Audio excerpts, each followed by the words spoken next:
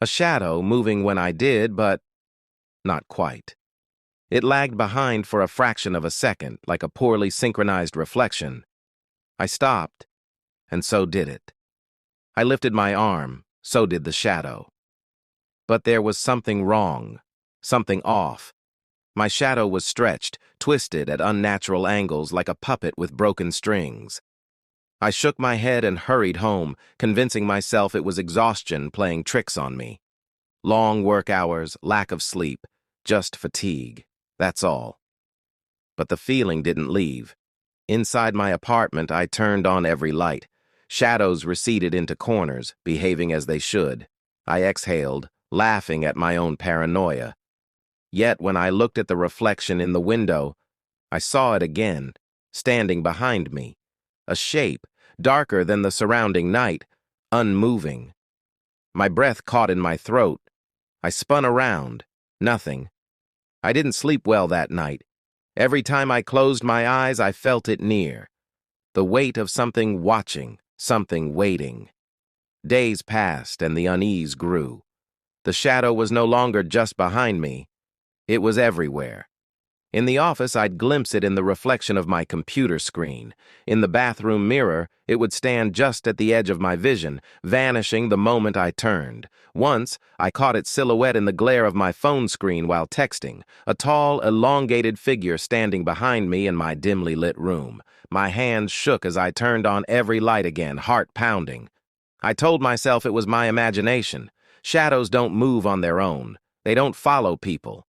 Then, one night, I received a message from an unknown number. You see it, don't you? My blood ran cold. I stared at the screen, pulse hammering. Before I could reply, another message came. Don't look at it too long. It doesn't like being noticed. My fingers trembled as I typed back, "Who is this?" "What do you mean?" The reply came instantly. "It wasn't always there, was it? But now it won't leave. Don't turn off the lights. It's watching." I dropped my phone.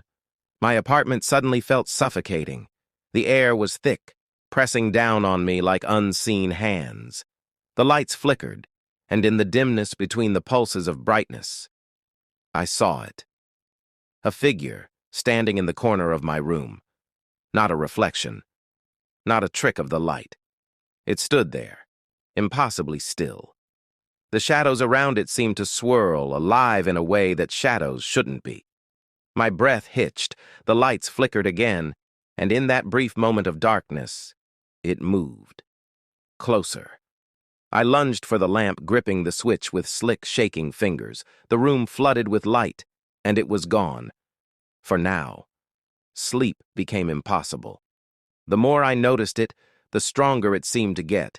Every dark corner, every moment of dimness, it was there, always there, watching. I started leaving lights on all the time, but the power bills skyrocketed, and the landlord wasn't happy. One night, a blackout hit the neighborhood. The darkness swallowed everything. My phone flashlight barely cut through the inky blackness, casting jittery shadows along the walls. My hands trembled as I searched for candles, matches, anything to bring back the light. That's when I heard it, a whisper, not in my ear, but inside my head, slithering through my thoughts like oily tendrils. "You can't hide forever." The flashlight flickered. My breath came in short, panicked gasps. I could feel it, right behind me, cold, so cold. Then the power surged back, flooding the room with light, and I saw it, not just a shadow, a shape, a figure stretching, shifting, its limbs too long, its face, a void, no eyes, no mouth, just emptiness. It raised a paw, no, not a paw, a limb, an extension of the darkness itself. I ran. I don't remember grabbing my keys, don't remember flinging the door open. I only remember sprinting down the hallway, out into the bright streetlights, gasping for breath as if I had just surfaced from deep, dark waters. For the first time in weeks, I felt relief. The light kept it away. I booked a hotel that night, slept with every light on, feeling safe for the first time in what felt like forever. But safety is an illusion, because when I woke up, the room was dark, not just dim, pitch black. My phone screen wouldn't turn on. The lamp wouldn't work. I fumbled for the hotel phone, but the line was dead. The air was thick with silence. Then I heard it again. A whisper.